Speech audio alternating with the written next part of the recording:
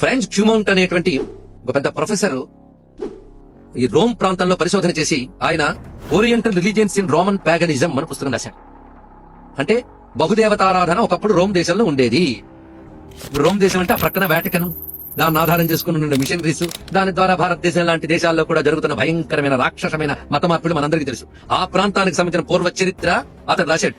అందులో ఆయన చెప్పినటువంటి గొప్ప విషయం ఏంటంటే రోమ్ ప్రాంతం అంతా కూడాను కొన్ని శతాబ్దాల క్రితం వరకు కూడా సూర్యారాధన ఉండేది. ప్రత్యేకించి చూపించాడు ఆయన సూర్యారాధన. ఎన్నో సూర్యాలయాలు ఉన్నాయి అక్కడ.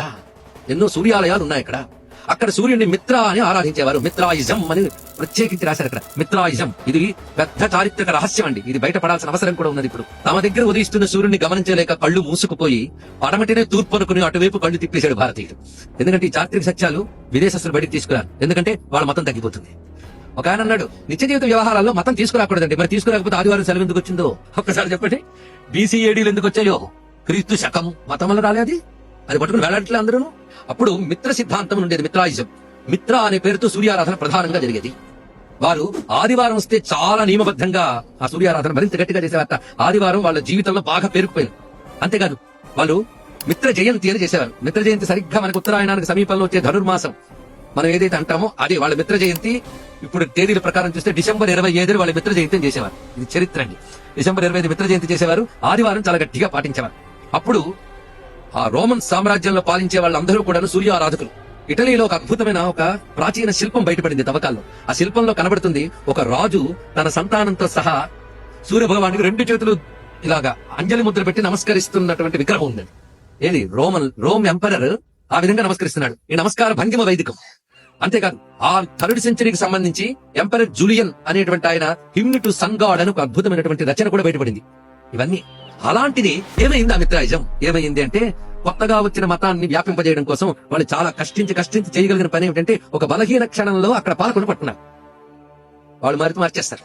వాళ్ళని మార్చి అక్కడి నుంచి క్రమంగా వాళ్ళ మతాన్ని చొచ్చుకుపోయేలా చేశారు. కానీ వాళ్ళకి నిజానికి వాళ్ళకు మతానికి సిద్ధాంతం లేదు, ధర్మం లేదండి. ఆ మతం పేరు మీద ఎంతమంది ఉన్నారో స్టాటిస్టిక్స్ కావాలి. అయితే ఇందుకు ఏం వాళ్ళు నిలబెట్టినట్టు? వాళ్ళు దాన్ని నిలబెట్టుకుంటున్నారా? లేదు. మనం మిగుల్చుతున్నారా? లేదు. అటుకు ఇటుకు కాకుండా భ్రష్టులు చేస్తున్నారు. ఇది గుర్తుపెట్టుకున్నారు. అది చేశారు అక్కడ మొట్టమొదటి రోమ్ లో. ఎలా చేశారంటే మేము ఎంత ప్రయత్నించినా ఈ ఆదివారం పూట వీళ్ళు ఏదో అనుష్ఠానం చేయడం అనేది మార్చలేకపోతున్నాం. కానీ మనం ఏం చేద్దామంటే ఇక నుంచి మన ప్రార్థన సమయాన్ని ఆదివారం చేద్దాం అని చేశారండి. మొట్టమొదటి జరిగింది. రెండవది, వారు అనుకునే ప్రవక్త ఎప్పుడు పుట్టారో ఖచ్చితమైన చారిత్రక ఆధారం లేదు. దానికంటూ ఒక రోజు నిర్ణయించాలి. ఇక్కడ వీళ్ళందరూ December 25 వస్తే చాలా గట్టిగా మిత్ర జయంతిని పట్టుకుంటున్నారు. దాన్ని తీసుకుని వాళ్ళ ప్రవక్త జన్మదినంగా మార్చారు. ఇది చరిత్ర కనిపిస్తున్నది. దానిలో ఆయన అంటున్న మాట చూడండి. Of all the oriental cults none was so severe as Mithraism, none attained an equal more elevation, none could have so strong a hold on minds and hearts of people అన్నారు.